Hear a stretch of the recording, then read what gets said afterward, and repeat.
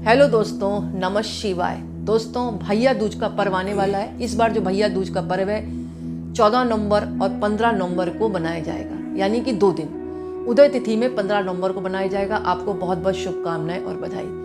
दोस्तों, इस दिन करें क्या? प्रातःकाल स्नान करें। ब्रह्म मुहूर्त में स्नान करने के बाद आपको विधिवत भगवान गणेश की पूजा करनी है। अगर गुरु जी बनाए तो उनकी पूजा करें आप, और भगवान विष्णु और लक्ष्मी जी की पूजा करें। श्री कृष्ण भगवान और राधिका जी की पूजा करें। सुभद्रा जी की भी पूजा होती है, यमराज की भी पूजा होती है और यमुना की भी पूजा होती है। ये सब पूजा करने के बाद आपको क्या करना है, अपने भाई के लिए आपको एक चौक बिछाना है, यानी आटे से पूरना है। मतलब आटे से या चावल को भिगोकर उसका जो घोल होता है ना, उससे आप एक बढ़िया सी रंगोली बनाए, उसके ऊपर पाटा रख दें, अपने भाई को उसके ऊपर बैठाल दें। आपका जो मुंह और भाई का जो चेहरा है वो उत्तर और पूर्व की दिशा में हो। अपने हिसाब से सेट कर लें, उत्तर पूर्व में ही होना चाहिए। और अपने भाई के सिर पर आपको एक रुमाल रखना है, फिर फूल रखें, पान रखें, सुपारी रखें, और भाई के माथे पर रोली से तिलक करें, अक्षत लगाएं। और भाई के मतलब हाथों में एक गोला दें, मतलब जो नारियल होता है ना पानी वाला, वो दें। भाई को मिठाई खिलाएं और उनके मनपसंद का भोजन इस दिन आप बनाएं। और जो भाई है वो अपने बहन के चरण स्पर्श करके उनको कुछ भी गिफ्ट दे सकता है। जो भी उसकी आर्थिक स्थिति को देखकर वो गिफ्ट दे अपनी बहन को, और बहन का आशीर्वाद ले। और कलम जरूर दे, मतलब अपनी बहन से ले ले या अपना मतलब खुद भी बहन को दे सकता है। इससे भी मतलब जीवन में बाधाएं दूर होती हैं। और इस दिन करना क्या, यमराज और यमुना की विधिवत पूजा करें। बहन इस दिन व्रत रखे जब तक वो तिलक नहीं कर रही। तिलक करने तक व्रत तो रखना ही रखना है। विवाद ना करे अपने भाई से, अपशब्द ना बोले अपने भाई को। काले वस्त्र बहन भाई दोनों ना एक दूसरे को बोले। और जब बहन जो है अपने भाई के तिलक कर रही हो तो एक मंत्र का जाप करना है। गंगा पूजे यमुना को, यमी पूजे यमराज को, सुभद्रा पूजे कृष्णा को, गंगा यमुना नीर बहे, मेरे भाई की आयु बढ़े। फिर आप मंत्र सुने, गंगा पूजे यमुना को, यमी पूजे यमराज को, सुभद्रा पूजे कृष्णा को, गंगा यमुना नीर बहे, मेरे भाई की आयु बढ़े। इस तरह का मंत्र बोलते हुए आपको उनके तिलक कर देना। और हाथ में जो है आपको सतरंगी धागा आता है ना, ये मोली, वो बांध दे, 7 बार बांध दे। इससे शास्त्रों में कहा गया है जो भाई पर मतलब कोई भी तरह का विपदा आती है, विपदा टलती है। और जो है इस दिन क्या करें, चौमुखी दीपक एक यमराज के नाम से जरूर जलाएं। इससे क्या होती है, अकाल मृत्यु का भय नहीं होता।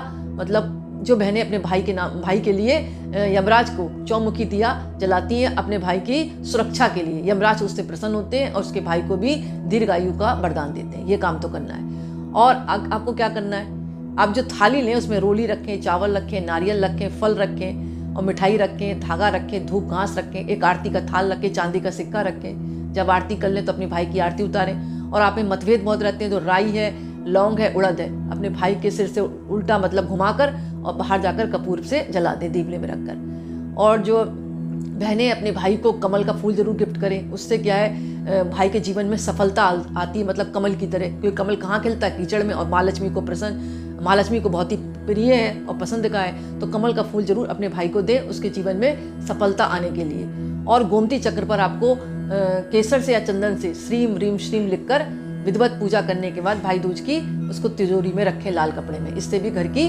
बरकत होती है और सुख शांति बनी रहती है। अब दोस्तों एक बात यह आती है कि भाई दूज का पर्व क्यों मनाया जाता है। दोस्तों, भाई दूज का पर्व इसलिए मनाया जाता है क्योंकि एक बार जो है यमराज कहीं जा रहे थे और जाते जाते वो अचानक अपनी बहन यमुना के घर चले गए। यमुना अपने भाई को देखकर बहुत ज़्यादा खुश हुई और अपने भाई के लिए यमराज की पसंद के लिए मतलब बहुत सारे उसने मिष्ठान बनाए, खाने की चीज़ें बनाई और अपने भाई को अपने हाथों से खिलाया और उनके तिलक किया और अक्षत लगाया। तो जो यमराज थे बहुत प्रसन्न हुए, बोले बहन तुझे क्या चाहिए।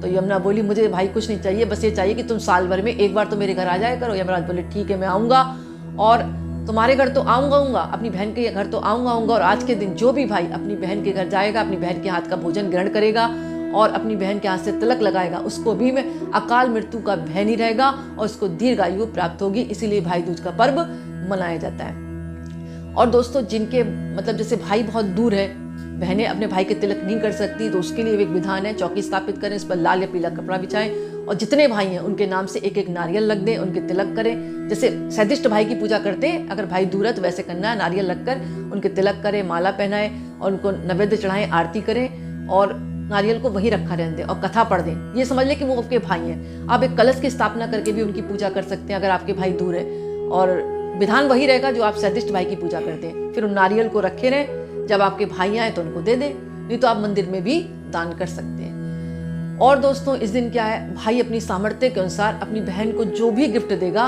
उसको दुगना फल मिलता है, क्योंकि इस दिन अपनी बहन का आशीर्वाद लेना बहुत जरूरी होता है। क्योंकि यमराज ने भी अपनी बहन को आशीर्वाद दिया था और ये भी कहा था कि जो भी भाई इस दिन यानी भाई दूज के दिन यमुना में स्नान करेगा तो उसको भी मैं अकाल मृत्यु के भय से, मतलब वो टल जाएगा, उसको भी जल्दी मृत्यु का भय नहीं रहेगा। तो इस दिन ये भी कहा गया है कि भाई बहन जो है यमुना में जाकर स्नान करें। अब यमुना नहीं जा सकते तो घर में ही पानी में आप जो है यमुना नदी का नाम लेकर स्नान कर लें, इससे भी वही पुण्य प्राप्त होता है। तो दोस्तों भाई दूज का पर्व बनाएं। आपको बहुत बहुत शुभकामनाएं और बधाई। लोगों को भी शेयर करें ताकि उनको भी भाई दूज के पर्व के बारे में पता लगे।